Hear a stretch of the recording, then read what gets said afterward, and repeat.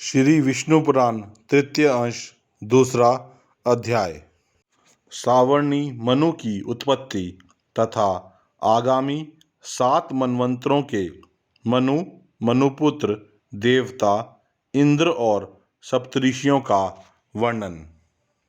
श्री मैत्रेय जी बोले, हे विप्रे, आपने यह 7 अतीत मनवंतरों की कथा कही।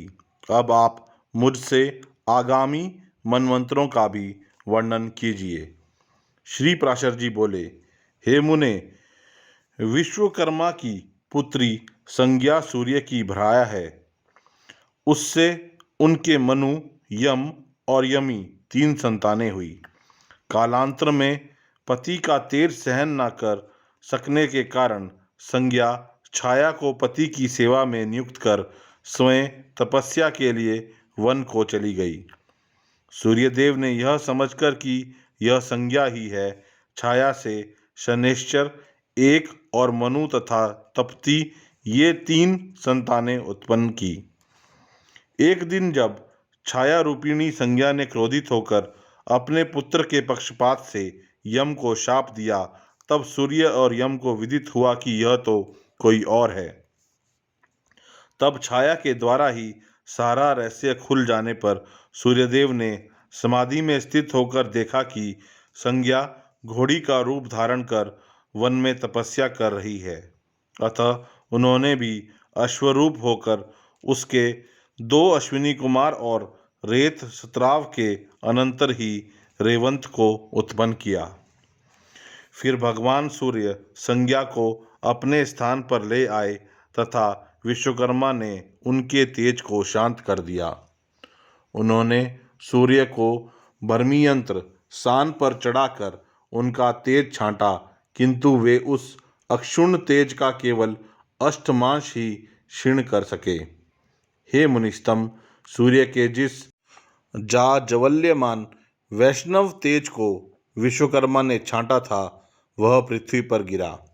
उस पृथ्वी पर गिरे हुए सूर्य तेज से ही विश्वकर्मा ने विष्णु भगवान का चक्र, शंकर का त्रिशूल, कुबेर का विमान, कार्तिकेय की शक्ति बनाई तथा अन्य देवताओं के भी जो शस्त्र थे उन्हें उससे पुष्ट किया।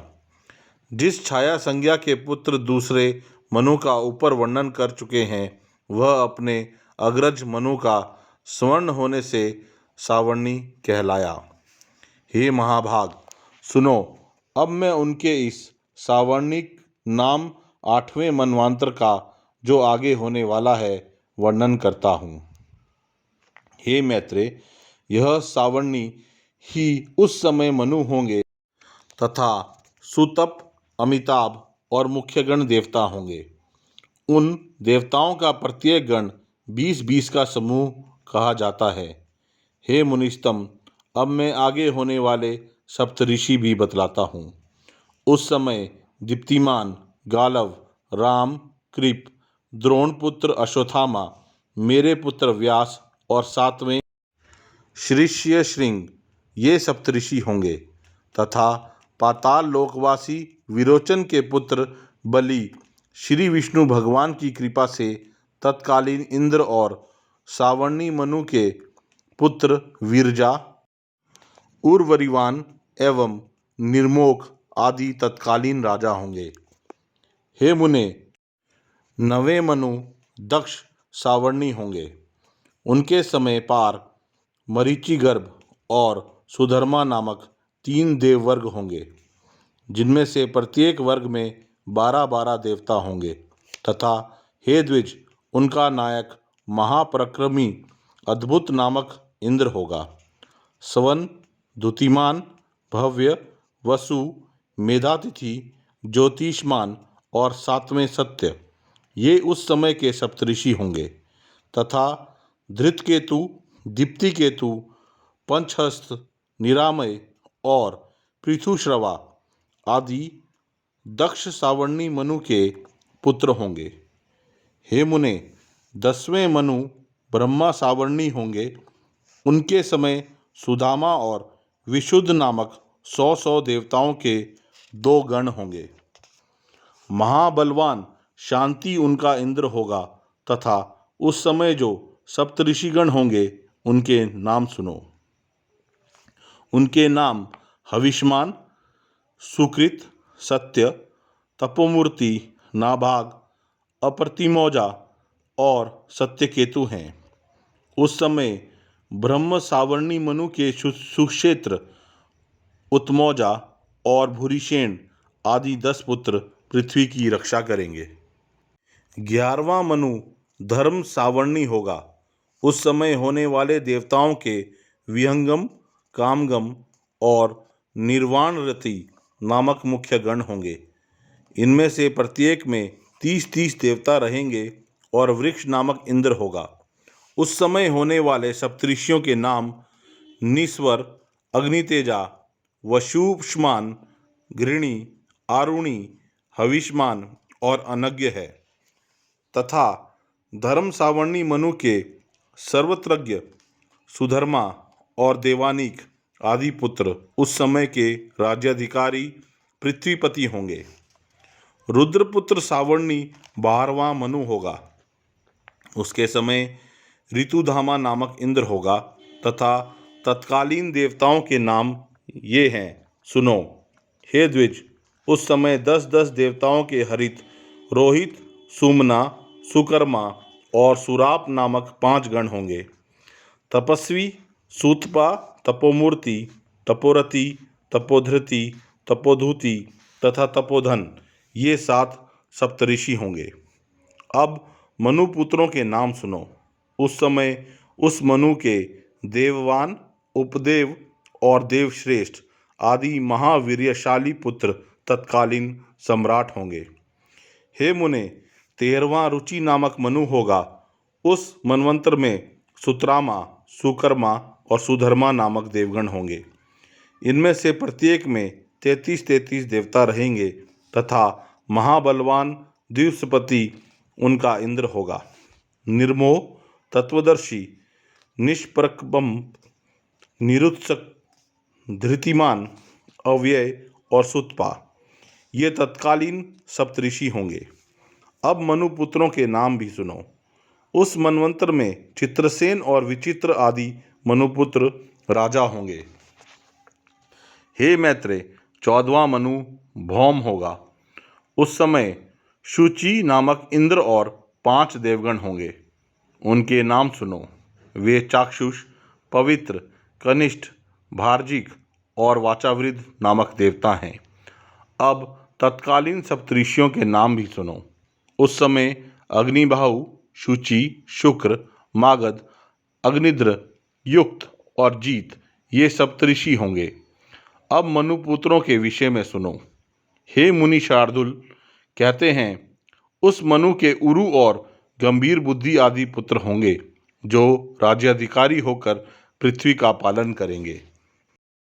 प्रत्येक चतुर्युग के अंत में वेदों का लोप हो जाता है। उस समय सप्तऋषिगण ही स्वर्गलोक से पृथ्वी में अवतीर्ण होकर उनका प्रचार करते हैं। प्रत्येक सत्ययुग के आदि में मनुष्यों की धर्म मर्यादा स्थापित करने के लिए स्मृति शास्त्र के रचयिता मनु का प्रादुर्भाव होता है और उस मनवंतर के अंत पर्यंत तत्कालीन देवगण यज्ञ भागों को भोगते हैं तथा मनु के पुत्र और उनके वंशधर मनवंतर के अंत तक पृथ्वी का पालन करते रहते हैं। इस प्रकार मनु सप्तऋषि देवता, इंद्र तथा मनुपुत्र राजागण ये प्रत्येक मनवंतर के अधिकारी होते हैं। हे द्विज, इन 14 मनवंतरों के बीत जाने पर एक सहस्त्र युग रहने वाला कल्प समाप्त हुआ कहा जाता है। हे साधु श्रेष्ठ, फिर इतने ही समय की रात्रि होती है। उस समय ब्रह्मा रूपधारी श्री विष्णु भगवान प्रलयकालीन जल के ऊपर शेष शैया पर शयन करते हैं। हे विप्र, तब आदिकर्ता सर्वव्यापक सर्वभूत भगवान जनार्दन संपूर्ण त्रिलोकी का ग्रास कर अपनी माया में स्थित रहते हैं। फिर प्रलय रात्रि का अंत होने पर प्रत्येक कल्प के आदि में अव्यात्मा भगवान जागृत होकर रजोगुण का आश्रय कर सृष्टि की रचना करते हैं।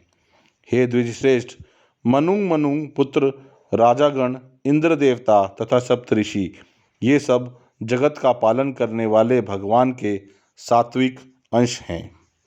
हे मैत्रेय, स्थिति कारक भगवान विष्णु चारों युगों में जिस प्रकार व्यवस्था करते हैं सो सुनो। समस्त प्राणियों के कल्याण में तत्पर वे सर्वभूतात्मा सत्ययुग में कपिल आदि रूप धारण कर परम ज्ञान का उपदेश करते हैं। त्रेता युग में वे सर्वसमर्थ प्रभु चक्रवर्ती भोपाल होकर दुष्टों का दमन करके त्रिलोकी की रक्षा करते हैं।